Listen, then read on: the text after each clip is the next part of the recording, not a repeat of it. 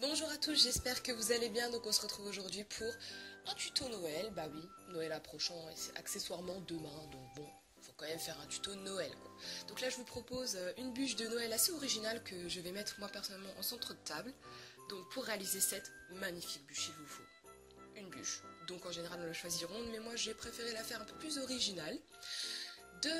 Du spray pour donc faire de la fausse neige qu'on mettra sur la bûche, une orange qu'on va couper en rondelles, ainsi que de la cannelle et de l'anis étoilé, des petites boules dorées, donc tout ça c'est pour la décoration. Et ensuite de la pâte fino donc pour former les petits bonhommes, des petites figurines, c'est ma soeur qui va le faire.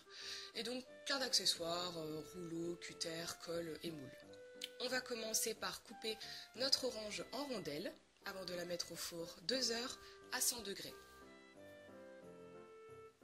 Ensuite, on va s'attaquer à la préparation de notre bûche. Donc là, comme je fais, j'étais en train de tester parce qu'il faut bien agiter l'aérosol avant de pulvériser. Donc je testais un peu voir comment ça se déposait sur la bûche. Donc ça se dépose pas mal, donc pensez bien à travailler dans un endroit ventilé, à protéger les meubles qui sont à proximité, protéger votre sol. Donc là j'ai mis un sac poubelle, bon, voilà, rien de plus basique. Et j'ai donc mis beaucoup de spray sur le dessus pour faire un effet vraiment fausse neige, la neige qui s'est accumulée sur la montagne. Je trouve vraiment que ça fait montagne, la bûche est vraiment super originale quoi. Donc voilà le résultat. Ça fait un peu la neige qui dévale. Et donc là on va s'attaquer donc à la préparation de nos petites figurines. Donc un exemple aujourd'hui avec un sucre d'orge en pâte fimo. C'est ma soeur qui va réaliser les petites figurines. C'est trop chou. Donc alors on commence par prendre nos deux couleurs, donc le rouge et le blanc, à les rouler en boudin. Donc il faut faire deux boudins de même longueur, en fait des petits fils de même longueur. Et une fois qu'on a bien la même longueur, on va venir les coller et les torsader en fait.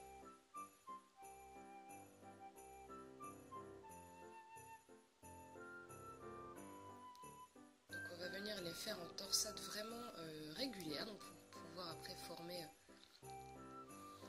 la belle torsade du sucre d'orge. Donc là on s'assure que ce soit bien régulier, que les couleurs soient quand même un minimum liées ensemble. Et ensuite on vient aplatir donc pour former un tube en fait. Vraiment là pour lier vraiment les deux couleurs.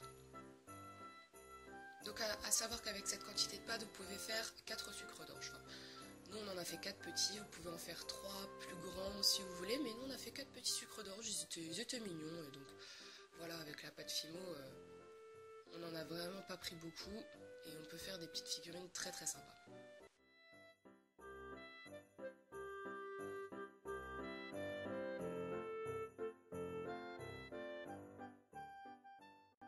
Et donc voilà le résultat.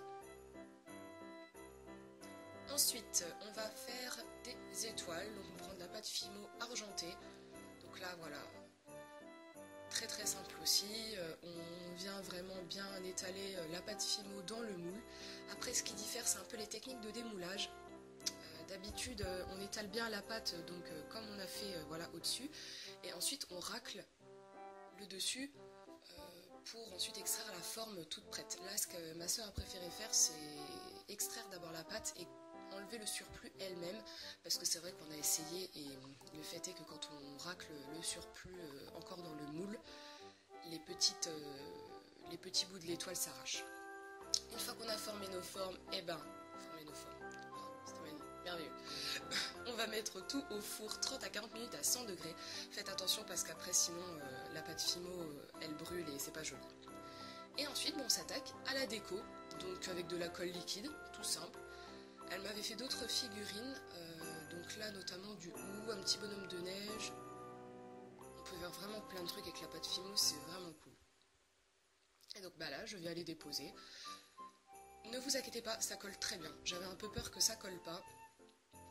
Mais en fait avec la mousse ça forme comme un espèce de petit adhésif en plus. Ça vient se mêler à la colle et ça colle super bien. Donc je me suis attaquée là à une partie un peu plus pentue. Et au final j'en mets pratiquement sur tout, même sur les zones qui sont très très raides.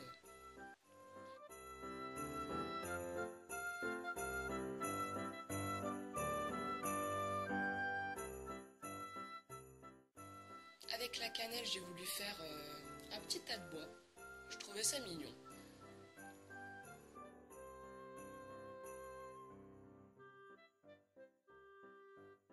Donc là, vous pouvez remarquer que j'en ai mis que 3, mais après, je vais pas vous montrer parce que, voilà, le principe est toujours le même. Mais j'en ai rajouté 2 pour faire un tas de bois un petit peu plus gros.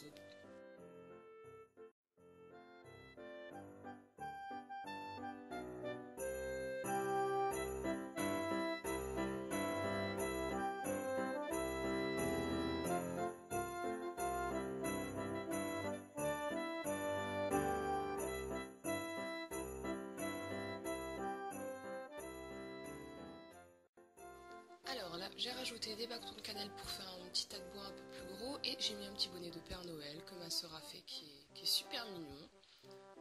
J'ai ajouté les rondelles d'orange séchées. Faites attention à pas trop les laisser dans le four parce qu'une fois qu'elles sont complètement déshydratées, ça brûle très très vite.